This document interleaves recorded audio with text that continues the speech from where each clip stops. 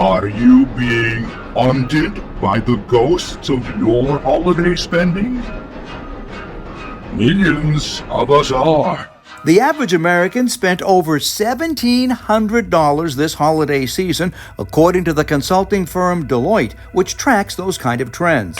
And that kind of spending hangover is scary to those who are helping consumers in a financial quandary. If you've already made the mistake and you've overspent, now you have to figure out how you're going to get out of debt. Collectively, Americans now owe a record $17.9 trillion to creditors, with almost $2 trillion of that the result of credit card debt. Credit card debt is just, a complete waste of money.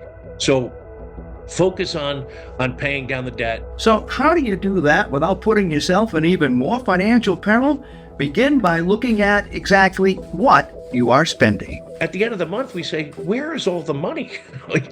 All of the money is gone. So people really have to look at putting a household budget together. There are all sorts of free softwares and apps that are out there. You can do an old school pen and paper budget worksheet. It all comes out the same. You can also transfer your credit card debt to cards which charge zero interest for a year or so. Then, with the money you save on that no interest, you'll be able to have a way to pay more than the minimum.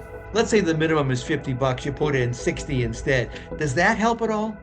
Oh, absolutely. Some of those cards that are out there, 29%, the minimum payments are down around 2%. That could take you 30 years to pay off $6,000. So any money that you can pay above those minimum payments, it's worth every penny. Speaking of pennies, you may want to keep better track of seemingly insignificant expenses. It's amazing how much money we fritter away and don't realize it. The $6 cup of coffee, the snacks at lunchtime instead of taking your meal from home and so forth. All that adds up, doesn't it?